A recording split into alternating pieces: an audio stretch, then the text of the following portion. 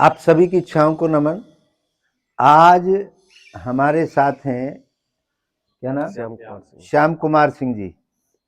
श्याम कुमार सिंह जी से जानना चाहते हैं, ये एजुकेशन डिपार्टमेंट में हैं और अपनी सेवाएं देते हैं। तो इनसे जानना चाहते हैं कि ये जिंदगी को चमत्कार से जीते हैं या संघर्ष से जीते हैं, या इनका अनुभव क्या है, क्या जिंदगी में चमत्कार से यहाँ तक पहुंचे या इन्होंने कोई संघर्ष किया या मेहनत की, जानने का प्रयास है। नमस्कार जी। नमस्कार महाराज जी को।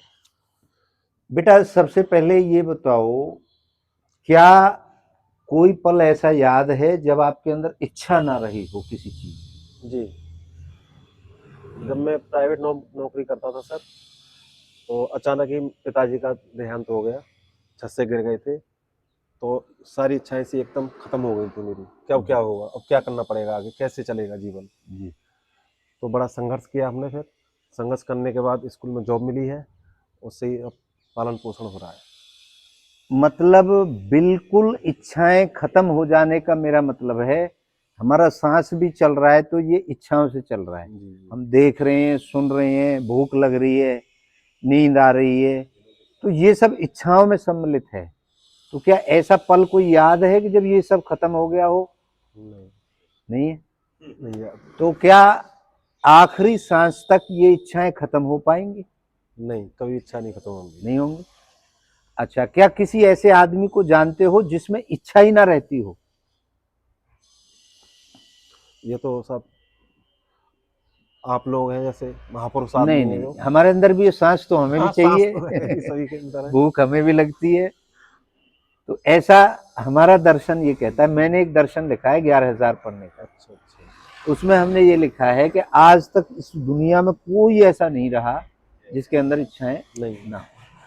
दूसरा, कोई ऐसा व्यक्ति नहीं है जिसकी सारी इच्छाएं पूरी पूरी हो हो गई हो। नहीं, ऐसा है कोई नहीं आपके है। ध्यान? तीसरा, हम जो बने हैं, हमारा जो शरीर बना है, वो दो इच्छाओं के मिलन से बना है। एक हमारे माताजी की इच्छा, एक हमारे पिताजी की इच्छा। तो क्या दुनिया में ऐसा आदमी है कोई जो दो इच्छाओं के बगैर पैदा हो गया हो? नहीं, नहीं है। नहीं। अच्छा, चौथा हमारा एक प्रश्न है। हमारा दर्शन ये लिखता है कि आदमी के पास सिर्फ दो ही काम है, तीसरा कोई काम नहीं है। इच्छा पैदा करना और पूरी करना, पूरी करना। उसके अलावा कोई काम ही नहीं है। ऐसा कोई काम याद आ रहा है आपको कि जो इच्छाओं के अलावा? भगवान का। वो भी तो इच्छा ही है भाई, भगवान का नाम लेना इच्छा है। ऐसा तो कोई नहीं आता। कोई काम नहीं है।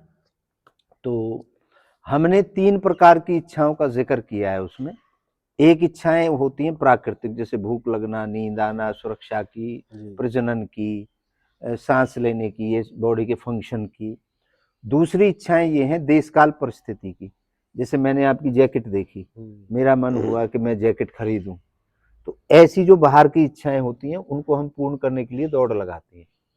और तीसरी इच्छा ऐसी होती है जो कुछ नहीं देखती, वो सिर्फ आविष्कार करती है। मतलब किसी ने इच्छा करी होगी कि मैं यहाँ से बैठा बैठा अमेरिका फोन करूं, बात करूं। अब सब जब वो गया होगा पब्लिक के बीच में, पब्लिक कहती होगी पागल हो गया है, ऐसे कोई बात कर सकता है? लेकिन आज हम कर रहे हैं। तो तीसरी वो इच्छा है। इन तीन इच्छाओं के अलावा चौथी भी कोई इच्छा होती है या यही होती है? मुझे जानकारी नहीं है। नहीं, ये जानकारी तो है कि भैया, एक तो बाहर से आती है हाँ। इच्छाएं।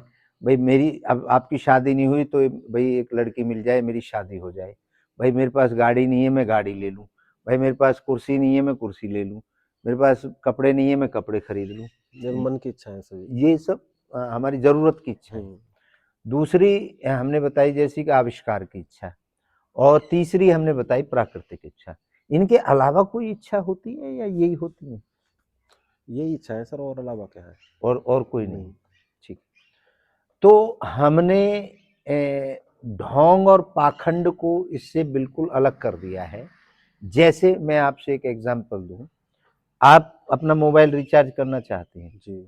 और आप मेरे पास आए, मैं एक अंगूठी दे दूं कि बेटा ये अंगूठी पहन लो, तुम्हारा मोबाइल चार्ज हो जाएगा। तो क्या हो जाएगा? नहीं, नहीं होगा। नहीं होगा। जब ये नहीं होगा तो फिर ये पानी के छींटे मार करके या वो दे करके भभूत दे करके ऐसे ठीक कर देते हैं, क्या ये ठीक है? नहीं, नहीं है, ये सब अंधविश्वास। अंधविश्वास है। तो आपके शब्दों में अंधविश्वास और पाखंड क्या है, वो बताएं हमें। अंधविश्वास यही है कि दूसरे को बेवकूफ बनाना है। अच्छा, क्या पानी दे दिया कि इसको पी लो, भभूत चटा दी कि इससे सही हो जाओगे। बहुत हैं महात्मा लोग जो इसके फायदे उठा रहे हैं, पैसे कमा रहे हैं। पैसे कमा रहे हैं। तो क्या ऐसे इच्छाएं पूरी नहीं होती? नहीं, कैसे होती हैं? इच्छा है तो अपने तुम मेहनत करने से पूरी होंगी, मतलब संघर्ष से। संघर्ष करने से। क्या कोई चमत्कार होता है दुनिया में? चमत्कार तो प्रभु का है और कोई चमत्कार नहीं है ऐसा। प्रभु की कृपा होगी तो चमत्कार है सब। नहीं, प्रभु अनुभव किया है कभी आपने कि प्रभु मेरे साथ बैठा है ऐसे जैसे मैं बैठा हूँ? नहीं, नहीं किया। नहीं किया। अब हम एक चीज कहते हैं, ना तो आप नाम हो, नाम तो बदल देंगे तो आप तो हाँ, नहीं बदलोगे, नहीं, ना आप शरीर हो, क्योंकि शरीर तो यहीं रह जाएगा, बाकी जो निकल के जाएगा वो क्या है? आत्मा है।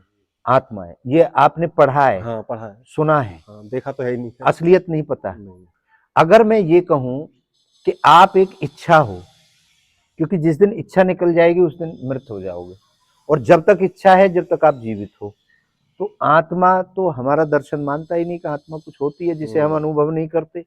इच्छा को अनुभव करते हो, तो आप एक इच्छा हो गए। तो अगर मैं आपसे ये कहूं आप कौन हैं, तो आप अच्छा है। तो आप क्या कहोगे? अच्छा है। इच्छा है। चलिए, ये श्रीमान जी इन्होंने अपना, आपने अपना अनुभव बोला है ना, जी। मेरे कहने से तो दबाव से तो कुछ नहीं अपने बोला। आप बोला है। जो अच्छा, नहीं। अब आप हमारे दर्शकों को एक संदेश दीजिए 200 शब्दों में, जो आज आपका दृष्टिकोण कुछ बदला है कि आप इच्छा हो, अब तक आप आत्मा समझते थे, मेरे से चर्चा करने के बाद जी। कुछ बदला है? जी, महाराज जी से आज बात करके मेरे अंदर मुझे पता लगा है कि इच्छाएं जो हमारे अंदर भरी हुई हैं वही हमारी मतलब जिंदगी है, जिंदगी है। इच्छा अगर हमारी इच्छाएं खत्म हो जाएंगी तो एक तरह से जिंदगी भी खत्म मान लो अपनी, मतलब मृत्यु हो मृत्यु हो जाएगी। जाएगी। तो जो निकल के जाती है वो इच्छा है। इच्छा है।